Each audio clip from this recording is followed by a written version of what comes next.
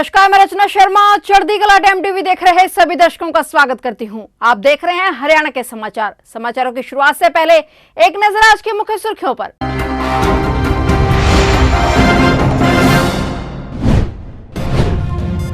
फिर सलाखों के पीछे होगा राम रहीम। 30 दिन की मिली पैरोल कल हो रही खत्म। कल सुनारिया जेल लौटेगा सिरसा डेरा सच्चा सौदा प्रमुख गुरमीत राम रहीम। लव मैरिज से खफा माता पिता ने ही की बेटी की हत्या। गुरुग्राम में ऑनर किलिंग का मामला। खुद प्रेम विवाह करने वाले भाई ने भी दिया साथ। हरियाणा की मनोहर सरकार ने किया प्रशासनिक फेरबदल। 7 जिलों के डीसी सहित 16 आईएएस अफसरों का तबादला।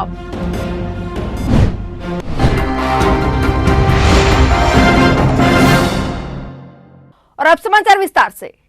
सिरसा डेरा सच्चा सौदा प्रमुख गुरमीत राम रहीम 30 दिन की पैरोल काटकर कल रविवार सुनारिया जेल लौटेगा। जेल प्रशासन और पुलिस ने सुरक्षा व्यवस्था को अपडेट करना शुरू कर दिया है। राम रहीम को साध्वी दुष्कर्म मामले में साल 2017 में सजा सुनाई गई थी। बाद में उसे छत्रपति हत्याकांड और रंजीत हत्याकांड में भी सजा हो चुकी है। 20 जुलाई को उसे 1 महीने की पैरोल मिली थी, जिसे काटने के लिए यूपी के बागपत स्थित बरनावा आश्रम में भेजा गया था।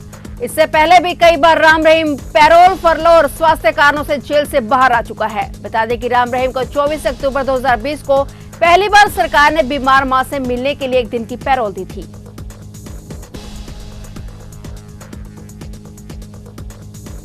हरियाणा की साइबर सिटी गुरुग्राम में ऑनर किलिंग का मामला सामने आया है, जहां 22 साल की अंजलि नाम की युवती को उसके ही परिजनों ने सिर्फ इसलिए मौत के घाट उतार दिया क्योंकि उसने अपने ही गांव के रहने वाले संदीप नाम के युवक से दिसंबर 2022 में लव मैरिज की थी। सेक्टर 102 स्थित रोफ अलायंस सोसाइटी के एफ टावर 201 फ्लैट में संदीप रहता है और वहां निजी काम से जब वो बाहर गया हुआ था, तभी अंजलि के माता पिता और भाई आए और अंजलि को मौत के घाट उतार दिया। इतना ही नहीं, सबूत मिटाने के चक्कर में अंजलि की डेड बॉडी को भी वो अपने साथ ले गए और अंतिम संस्कार कर दिया। हैरानी की बात यह है कि अंजलि का जो भाई अपनी बहन की लव मैरिज से खफा था, उसने खुद लव मैरिज की हुई है, परंतु लड़का होने के चलते उसे निशाना नहीं बनाया गया। लेकिन अंजलि को प्यार की कीमत जान देकर चुकानी पड़ी। फिलहाल पुलिस ने आरोपी माता पिता और भाई को गिरफ्तार कर लिया है।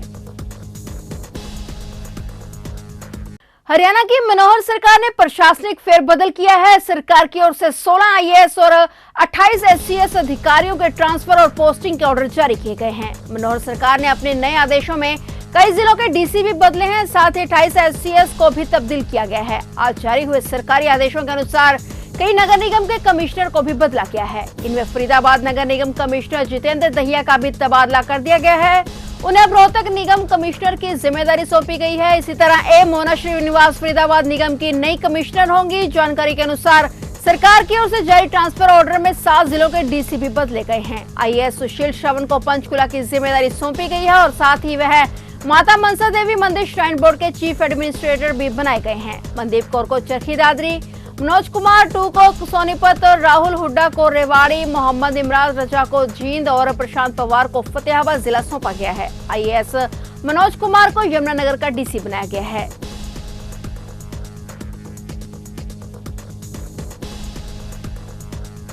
अंतिम पंगाल इतिहास रचते हुए लगातार 2 बार अंडर 20 विश्व खिताब जीतने वाली भारत की पहली महिला पहलवान बन गई हैं। इसने यहां 53 किलो वर्ग में खिताब अपने नाम किया है। सविता ने भी 62 किलोग्राम में खिताब जीता और भारतीय महिला टीम ने इस खेल के इतिहास में पहली बार विश्व चैंपियनशिप टीम खिताब अपने नाम किया है। प्रिया मलिक ने 76 किलो वर्ग में खिताब जीता था। भारत के 7 पहलवानों ने इस बार पदक जीता है, जिनमें 3 स्वर्ण शामिल हैं।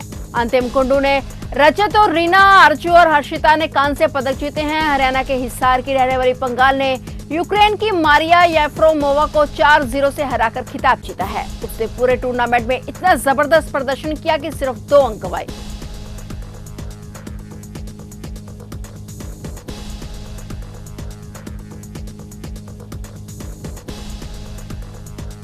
जनपद सहारनपुर में गौकशी को रोकने के लिए पुलिस द्वारा लगातार गौकशों पर शिकंजा कसने का काम किया जा रहा है। इसी क्रम में सहारनपुर पुलिस द्वारा 4 शातिर गौकशों को गिरफ्तार किया गया है। प्रेस वार्ता में सहारनपुर के एसपी देहात सागर जैन ने बताया कि वरिष्ठ पुलिस अधीक्षक के निर्देशन में गोकशी की घटनाओं की रोकथाम हेतु चलाए जा रहे अभियान के तहत थाना बेहड़ पुलिस द्वारा 4 शातिर गोकश मुंतजिर, नफीस, मुकीम, अताउर रहमान को ग्राम शेखपुरा से गिरफ्तार किया गया है, जबकि अन्य 4 साथी मौके से फरार होने में कामयाब हो गए। गिरफ्तार अभियुक्तों के कब्जे से मांस काटने के उपकरण, एक कुल्हाड़ी, 3 छुरे और एक लकड़ी का गट्टा, 3 रस्सी व एक मोटरसाइकिल बरामद की गई है। वहीं पुलिस द्वारा फरार अन्य 4 गोकशों की तलाश की जा रही है। 13 अगस्त को थाना बेहड़ में सूचना प्राप्त हुई कि जो एक शेखपुरा ग्राम है उसके तालाब के पास में एक बोरी है, उसके अंदर जो एक गोवत का जो है कंकाल और खाल उसमें है। इस संबंध में तत्काल मौके पर जाकर जांच करी तो वह गाय के अवशेष पाए गए। इस संबंध में तत्काल मुकदमा पंजीकृत किया गया और टीम्स का गठन किया गया और आसपास के सीसीटीवी भी देखे गए।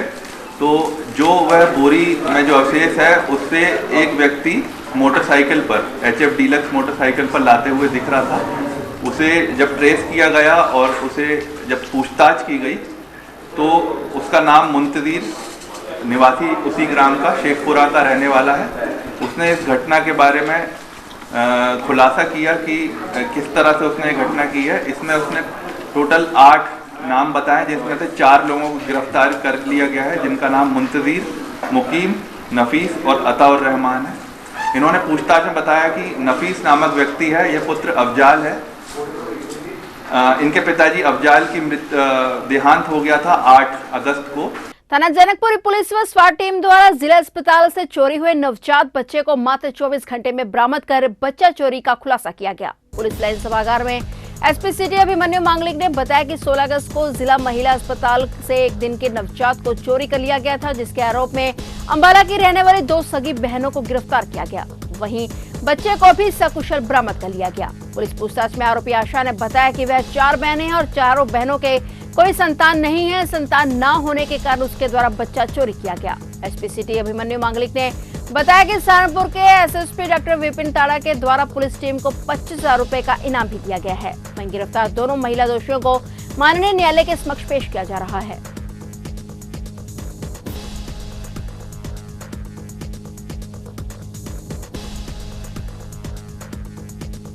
अंबाला में आप पार्टी के जिला उपाध्यक्ष ने अंबाला शहर विधायक के निवास के बाहर धरना लगाया और सरकार विरोधी नारे लगाए। आप नेता का आरोप है कि भाजपा विधायक और हरियाणा जनचेतना पार्टी के नेता आपस में मिले हुए हैं। जनता से वोटें लेने के लिए यह एक दूसरे के साथ हैं, लेकिन रुके हुए विकास कार्यों और म्युनिसिपल कमेटी में जनता को हो रही परेशानी के लिए एक दूसरे का विरोध करके एक दूसरे पर आरोप प्रत्यारोप करते हैं। उन्होंने भ्रष्टाचार के मामले में विधायक का नाम Guinness world book of record में दर्ज करवाने की बात भी कही।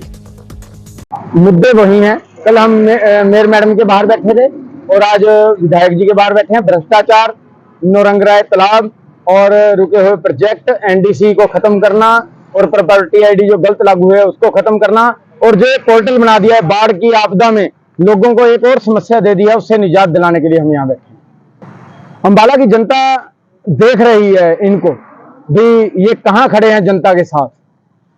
और जो ये प्रदर्शन चल रहा है इनकी जड़ें हिलाने, इनकी दोनों की जड़ें हिलाने का काम कर रहा है ये प्रदर्शन। नहीं, जनता गुमराह नहीं है। जनता को पता है भी ये दोनों एक ही थाली के चट्टे बट्टे हैं। इनके आरोप प्रत्यारोप, हमने जो भूख हड़ताल की थी नगर निगम के बाहर, इनको जगाने के लिए जाग गए और इनको जागते ही एक दूसरे सामने नजर आए, भ्रष्टाचार में लिप्त नजर आए। अपनी जो जनता की इन्होंने अनसुनी कर रखी थी, इनको अपना चेहरा उसमें दिखा। अब मेयर कहती है कि विधायक काम नहीं हो रहे, जरा विधायक कहता है कि मेयर काम नहीं हो रहे थे। ये तो 2 महीने पहले की बात है। 3 साल से मेयर है यहाँ पे, पहले क्यों नहीं बोले। और विधायक जी को तो शायद एक होड़ लगी हुई है कि इन्होंने अपना नाम भ्रष्टाचार में Guinness book of world record में लिखवाना है, तभी हमारे जो विकास कार्य हैं रुके पड़े हैं। गांव बक्सीना में वीरांगना जन कल्याण जागृति संस्था और सिंधुताई महिला कल्याण समिति द्वारा तीज पर्व के उपलक्ष्य में कार्यक्रम आयोजित किया गया, जिसमें सांस्कृतिक और खेल प्रतियोगिताएं आयोजित की गई। इस मौके पर भाजपा किसान मोर्चा के जिला महामंत्री विनय संधू ने बतौर मुख्य अतिथि शिरकत की। कार्यक्रम के आयोजकों व ग्रामीणों द्वारा विनय संधू का फूल मालाओं से स्वागत किया गया। विनय संधू ने फीता काटकर और दीप प्रज्वलित कर कार्यक्रम का शुभारंभ किया। इस अवसर पर विनय संधू ने कहा कि जन कल्याण जागृति संस्था और सिंधुताई महिला कल्याण समिति ने तीज के त्योहार पर इस तरह का कार्यक्रम करके सराहनीय कार्य किया है। विनय संधू ने सभी को तीज के पर्व की बधाई और शुभकामनाएं दी। आज तीज का पावन पर्व है और मेरे गांव गक्षिना में आज इस पर्व को आगे बढ़ाने के लिए क्योंकि ये पर्व है ना कहीं हमारे गांव से, हमारी माटी से थोड़ा दूर होता जा रहा है। कहीं ना कहीं हम देख रहे हैं आजकल जो पहले हमारी माताएं, हमारी बहनें जब झूले देखते थे, बच्चे खेलते थे, वो चीज़ें कहीं ना कहीं हमारी माटी से दूर होती जा रही हैं। आप देखोगे पहले जो माहौल होता था इस पर्व पे गांव में, आजकल वो नहीं रहा है। और जो पहल आज इस संस्था ने, हमारे भाई ने आज की है, जो एक हौसला दिखाया जो आज, वो कहीं ना कहीं काबिले तारीफ़ है। और आप देखोगे मेरे गांव से, देखिए मेरी माताएं, मेरी बहनें आई हुई हैं, तो मुझे बड़ी खुशी होती है। और आगामी चुनावों के मद्देनजर कांग्रेस में बदलाव जारी है। इस साल के आखिर में होने वाले असेंबली और अगले साल के लोकसभा चुनावों के मद्देनजर कांग्रेस पार्टी ने बीते दिनों कांग्रेस के महासचिव चौधरी रणदीप सिंह सुरजेवाला को मध्य प्रदेश प्रभारी महासचिव की जिम्मेदारी सौंपी है। इसको लेकर यमुनानगर के चुनाव भट्टी के कांग्रेस पार्टी कार्यकर्ताओं ने जमकर खुशी मनाई। चौधरी रणदीप सिंह सुरजेवाला को मध्य प्रदेश प्रभारी बनाए जाने पर यमुनानगर के चुनाव भट्टी वासियों ने रणदीप सुरजेवाला को बधाई दी और लड्डू बांटकर खुशी मनाई। चौधरी रणदीप सिंह सुरजेवाला को पार्टी हाईकमान ने मध्य प्रदेश की जिम्मेवारी संभाली है, उनको प्रभारी नियुक्त किया है और उनके मैं चौधरी रणदीप सिंह सुरजेवाला को इस बारे में बधाई देता हूं और साथ में पार्टी हाईकमान का भी आभार जताता हूं जिन्होंने उनको अहम जिम्मेवारी दी है। भवानीखेड़ा के आसपास क्षेत्र में आज तीज पर्व धूमधाम से मनाया गया। गांवपुर में महिलाएं प्रसाद वितरण करती है, झूला झूलकर गीत गाकर तीज पर्व मना रही हैं, आपसी भाईचारा का संदेश देते हुए नजर आई। ग्रामीण कुलदीप ने बताया कि पूर्व में इस प्रकार के त्योहारों में आपसी भाईचारा होता था, जबकि आधुनिक युग में त्योहारों और व्यवहारों में बदलाव से त्योहारों की रौनक फीकी होने लगी है। इसलिए हमें पुरानी संस्कृति को बढ़ावा देने के लिए इस प्रकार के त्योहारों को एकजुट होकर मनाना चाहिए ताकि भाईचारा बना रहे।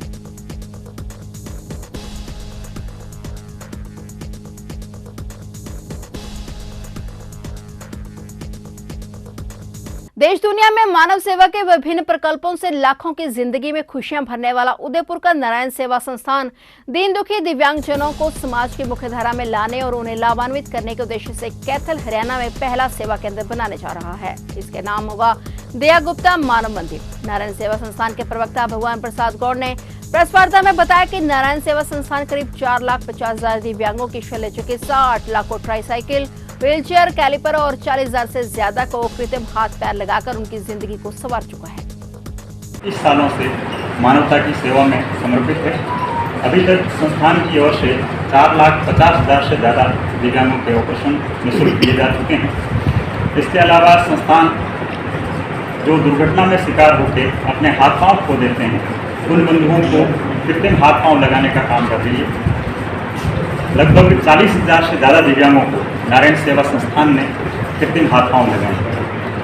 कहते हैं आर्त स्वरों को दे सके राहत के 2 बोल, मिल जाएगा हे प्रभु सांसों का सब मोल। इसी भावना के साथ में नारायण सेवा संस्थान ने हर व्यक्ति के सांसों का मोल समझ सके, उसके लिए मानवता के धर्म को मानकर सर्वे भवन्तु सुखिन की कामना के साथ में देश विदेश के अंदर नारायण सेवा संस्थान दिव्यांगों के लिए काम कर रही है, दुखियों के लिए काम कर रही है। तो ये थे हरियाणा के समाचार और नए समाचारों के साथ फिर से हाजिर होंगे। तब तक के लिए देखते रहिए चढ़ती कला टाइम टीवी।